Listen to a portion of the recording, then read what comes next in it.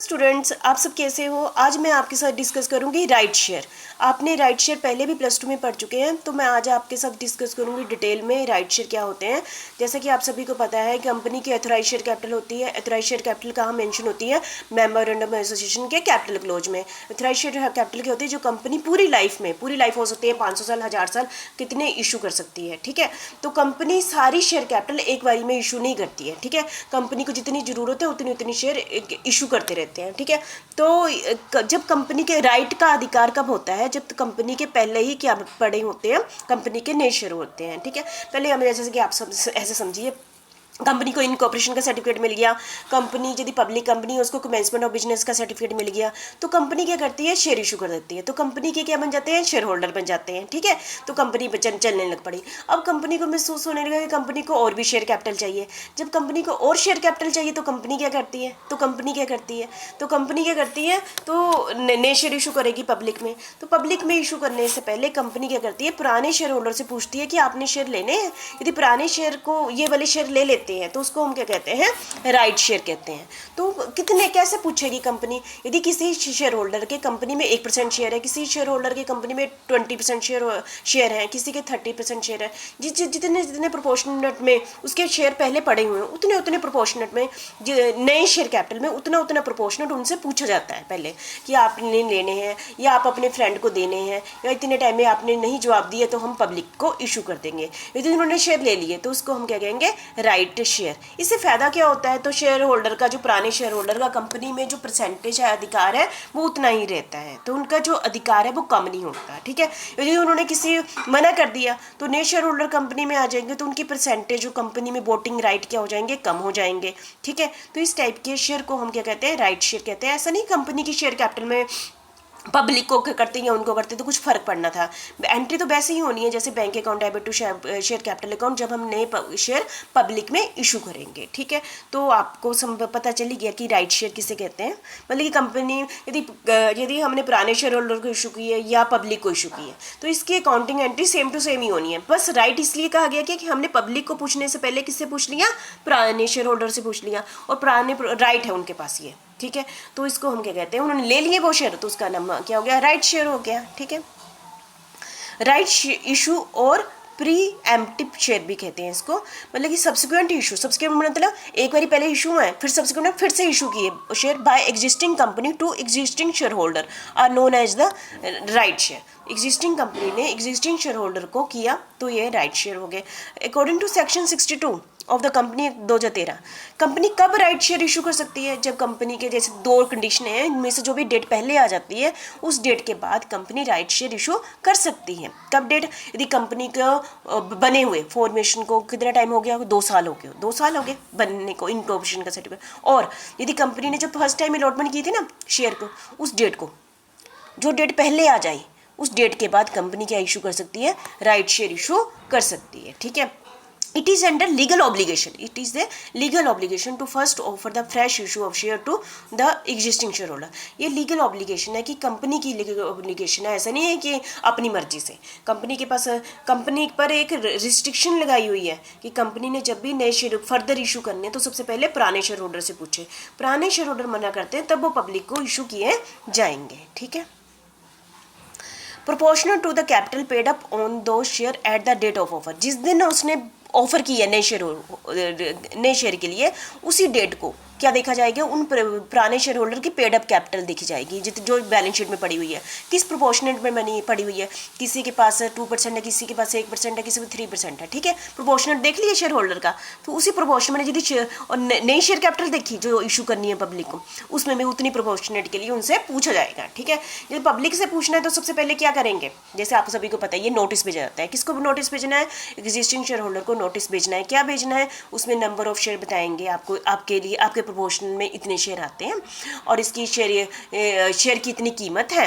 ठीक है, और टाइम लिमिट बता दें कि आप इतने टाइम पीरियड के बीच में बता दीजिए कि आपने शेयर लेने हैं या आपने नहीं लेने हैं। तो आप किसी अपने फ्रेंड का नाम बता दिए, अनदर पर्सन। ठीक है, हम उसको शेयर दे देंगे। ठीक है, यदि आपका इतने टाइम पीरियड के बीच में जवाब नहीं आता है तो हम ये पब्लिक को इशू कर देंगे। मतलब 3 ऑफरें होंगी, या तो आप ले लो, या अपने फ्रेंड को दुबा दो, हाँ, या फिर आपने इतने टाइम पीरियड के बीच में नहीं लेना, या आप हमें नोट भेज दीजिए रिटर्न में। नहीं भेजना तो हम समझ लेंगे आपने नहीं लेने, ना तो आपने किसी रिश्तेदार को दिलवाने हैं, तो हम पब्लिक को कर देंगे, ठीक है। तो क्या नोटिस का टाइम होता है ना, नोटिस कितने दिन का होना चाहिए, कहते हैं मिनिमम 15 दिन का, मतलब कि 15 दिन हमने देने ही देने हैं, और मैक्सिमम 30 डेज देने हैं in case of public company.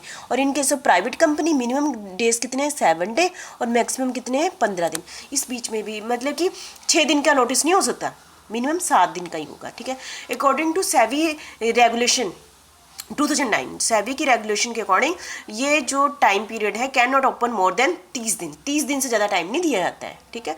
मतलब कि मैक्सिमम 30 दिन है, 30 दिन के अंदर आपने बताना है क्या कि मैंने शेयर लेने हैं, मैंने अपने शेयर अपने फ्रेंड को दिलवाने हैं, या फिर मैंने शेयर नहीं लेने हैं, ठीक है। नेक्स्ट है, अभी तक मैंने आपको क्या कहा, ये लीगल ऑब्लिगेशन है कंपनी की कि वो सबसे पहले जब भी नई शेयर इशू करेगी तो पुराने शेयर होल्डर से पूछेगी। जब पुराने शेयर होल्डर नए इशू ले लेते तो उसको हम क्या कहते हैं, राइट शेयर कहते हैं, ठीक है। लेकिन इन सर्कमस्टांसिस में जो आपको स्क्रीन में देख रहे हैं, तो इस केस में कंपनी राइट शेयर इशू नहीं करेगी, नहीं पूछेगी उनसे, डायरेक्टली पब्लिक को इशू कर देगी, ठीक है। तो किन किन केस में, पास्ट स्पेशल रेजोल्यूशन, तो कंपनी क्या पास करती है, स्पेशल रेजोल्यूशन। बात तो वही होगी, स्पेशल रेजोल्यूशन में कौन बैठेगा, कंपनी के पुराने शेयर होल्डर बैठेंगे, ठीक है, क्योंकि पुराने मतलब नए शेयर तो इशू अभी तक हुए ही नहीं है। तो वो 75% से ज़्यादा यदि शेयर होल्डर राजी हैं तो पब्लिक को डायरेक्ट ही पब्लिक को नए शेयर इशू कर दिए जाएंगे, ठीक है। पहला ये हो गया। दूसरा कि past ordinary resolution and approved of the central government. यदि ऑर्डिनरी रेजोल्यूशन क्या होता है, जिसमें 50% शेयर होल्डर राजी हैं और हमने किससे अप्रूवल ले ली है, सेंट्रल गवर्नमेंट से, तब भी हम राइट शेयर इशू नहीं करेंगे, पब्लिक को ऑफर कर देंगे, ठीक है। स्पेशल में 75% से ज़्यादा शेयर होल्डर राजी हैं तो सेंट्रल गवर्नमेंट की अप्रूवल लेने की जरूरत नहीं है, ठीक है। यदि 50% राजी हैं और सेंट्रल गवर्नमेंट की अप्रूवल ले ली, ठीक है। थर्ड है क्वालिफिकेशन शेयर। आपको सभी को पता है कि कंपनी के डायरेक्टर बहुत खूब सारे होते हैं और डायरेक्टर की क्वालिफिकेशन भी होती है। क्वालिफिकेशन का मतलब है कि डायरेक्टर को यदि कंपनी का डायरेक्टर बनना है तो उनको कहा जाता है तो कंपनी के शेयर ले। क्यों कहते हैं, क्योंकि कंपनी की मैनेजमेंट को कहते हैं डायरेक्टर करते हैं, कंपनी की प्लानिंग ऑर्गेनाइजेशन डायरेक्टर करते हैं। तो यदि डायरेक्टर खुद ही कंपनी के मालिक बन जाए, मालिक कैसे बनेंगे, यदि वो शेयर ले लें तो वो करप्शन नहीं करेंगे। तो इसी थोड़ा पॉइंट को ध्यान में रखते हुए तो कंपनी के शेयर हो डायरेक्टर को कहा जाता है यदि आपने डायरेक्टर बनना है तो कंपनी के आपको शेयर लेने पड़ेंगे। तो ऐसे केस में जो डायरेक्टर को ये शेयर बेच दिए जाते हैं उस टाइप के शेयर को हम क्या कहते हैं, क्वालिफिकेशन शेयर। तो इस केस में क्वालिफिकेशन शेयर डायरेक्टर को देते टाइम पुराने शेयर होल्डर से नहीं पूछा जाएगा, ठीक है। तो मुझे लगता है कि आप ये समझ गए हैं, ठीक है। और कंपनी एक्ट 1956 के according it is not necessary private company to issue right share according to 56। लेकिन 2013 के अकॉर्डिंग है कि वो पहले किससे पूछे, प्राइवेट कंपनी की बात कर रही हूँ कि 1956 के अकॉर्डिंग प्राइवेट कंपनी के लिए कंपल्शन नहीं है कि राइट शेयर इशू करे, लेकिन 2013 के अकॉर्डिंग प्राइवेट कंपनी को राइट शेयर इशू करने होते हैं, ठीक है। और नेक्स्ट है हमारा public company by virtue of section 43A। आप सभी को पता है कि प्राइवेट कई बार कंपनियों को अधिकार दिया होता है ना, प्राइवेट से पब्लिक में कन्वर्ट हो जाए, पब्लिक से प्राइवेट में कन्वर्ट हो जाए। यदि कोई प्राइवेट कंपनी किस में कन्वर्ट हुई है, पब्लिक कंपनी में, बाय वर्च्यू ऑफ सेक्शन इसके अकॉर्डिंग बनी है, तो ऐसी कंपनी को भी राइट शेयर इशू नहीं करी, वो डायरेक्ट पब्लिक को इशू कर सकती हैं, ठीक है। ये आपका हो गया, ठीक है। नेक्स्ट है written in its article the 3 restriction refer to in section 313। तो इसके अकॉर्डिंग भी कंपनी सीधे डायरेक्ट पब्लिक को इशू कर सकती हैं। अच्छा, नेक्स्ट है हमारा कन्वर्जन ऑफ डिवेंचर और लोन इनटू शेयर। कई बार आपको जैसे आप डिवेंचर वाला चैप्टर आपने पढ़ा होगा, +2 में पढ़ा होगा कि डिवेंचर होल्डर या किसी और शेयर होल्डर को कहा जाता है ना कि अपने शेयर में कन्वर्ट कर लो, लोन को ना, होता है ना कि इसमें क्या कि 15 महीनों से 3 साल के बीच में डिवेंचर होल्डर को अधिकार दिए थे ना, कन्वर्टिएबल डिवेंचर आपने सुना होगा कि अपने शेयर में करते हैं। जब डिवेंचर और लोन को शेयर का अधिकार दिया, उन्होंने कह दिया 15 महीनों के बाद कि हमने अपने डिवेंचर को किस में कन्वर्ट करना है, शेयर में कन्वर्ट करना है। तो ऐसे शेयर के लिए उन्होंने क्या के लिए स्पेशल रेजोल्यूशन पास किया गया है और अप्रूव्ड बाय सेंट्रल गवर्नमेंट। ये दोनों कंडीशनें वहाँ फुलफिल हो रही हैं, मतलब कि 75% से ज़्यादा शेयर होल्डर राजी हैं कि इनके डिवेंचर को शेयर में कन्वर्ट कर दिया जाए और अप्रूव्ड बाय सेंट्रल गवर्नमेंट हो गया है। तो इस केस में भी क्या है, डिवेंचर और लोन इनटू शेयर, ठीक है। तो पब्लिक को इशू नहीं किए जाएंगे, डायरेक्ट इसको शेयर में कन्वर्ट कर दिया जाएगा, ठीक है। Object and advantage. क्या ऑब्जेक्ट था?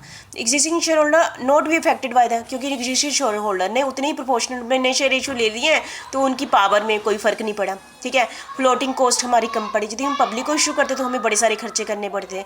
यदि पुराने शेयर होल्डर ने ले लिया है तो हमारी फ्लोटिंग कॉस्ट क्या होगी? कम होगी हैं। Avoid the miss use of the position by the director. अब डायरेक्टर अपनी पोजीशन का मिस यूज़ नहीं करेंगे, वो अब उनके मन में ये लालच नहीं आएगी हम अपने फ्रेंड्स को दिलवा दें, कल करप्शन करेंगे। अब जो एग्जिस्टिंग शेयर होल्डर उनका प्रोपोर्शनल वैसे ही रहेगा। Existing share holder more confident, उनको एग्जिस्टिंग शेयर होल्डर को खुश रहेंगे ना कि पहले हमें पूछा गया है, उनका कॉन्फिडेंस कंपनी में बढ़ेगा। ठीक है, थैंक यू वेरी मच। मैंने आज आपको कराया राइट शेयर किसे कहते हैं, राइट शेयर क्या होता है। बस कुछ नहीं है, इसकी अकाउंटिंग एंट्री वैसे ही होनी है जैसे कि हम पब्लिक को इशू करते हैं। बस इस केस में यह है कि हम पहले पुराने शेयर होल्डर से पूछते हैं, उनको ये राइट दिया जाता है। Thank you very much. आपने अच्छे से कर लेना।